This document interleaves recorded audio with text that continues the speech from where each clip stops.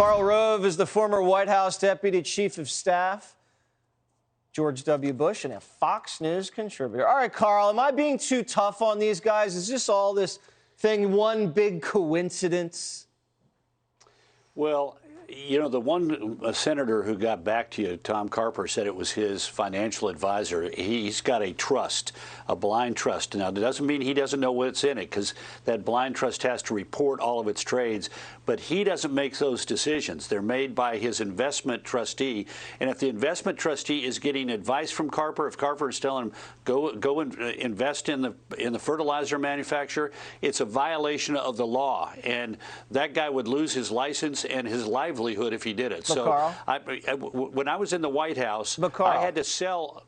Can I just add one thing? Our team here says that if it's in a blind trust, it doesn't have to be disclosed. Yet this was disclosed. That's not accurate. That's not accurate. Members of Congress have to have all of their trades disclosed. If they're in a trust, the trustee has to provide that information so that it can be affirmed. But no, there's no. Well, you'll have to take it up with the brain room.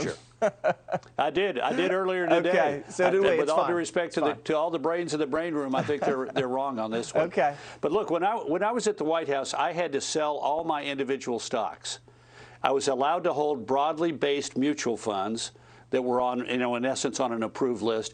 That may be one way to deal with Congress. On the other hand, I'm not in favor of saying that members of Congress can't invest in the market. I would rather that they either be forced to do it through like White House staff and do it through broadly based mutual funds, or all of them be required to do it through trustees, blind trusts. But I don't want Congress to be only limited to people who are hermits and are not investors in the great American economy. Well, I really think that would be bad. Let me just get Karl Rove's opinion on just an example. We're in a run-up to a war, and they're on these subcommittees on energy and national security, and they're getting briefings for months and months. They're getting intelligence. They're getting briefings. And some of these Democrats, they're buying oil companies. They're buying drilling companies. All the while, Biden's saying we're bringing gas prices down, and you guys need to buy electric cars. They're not buying Tesla. They're buying energy and drilling companies here. And they're buying fertilizer companies. Come on, Karl. You're not seeing anything a little bit sketchy about what's going on here? And they're not warning the rest of the American public what's coming down the pipeline?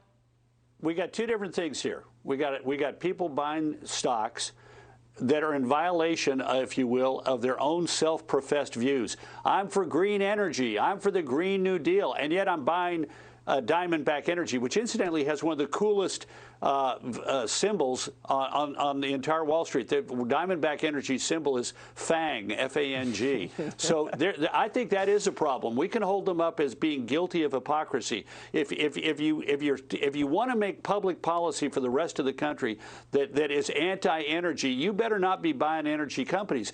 Now, but the other one, I'm not buying. I'm not buying that we have evidence that they were sitting there saying, you know what, I know for fact certain that we're going to have an invasion I'm sitting here in January, and on January 10th, and I'm going to buy a fertilizer stock because or in that case, it was the trustee, because I know there's going to be a problem, and we're going to have our supplies of fertilizer cut off from Ukraine. I don't buy that. I'm not convicting anybody on the air of insider trading.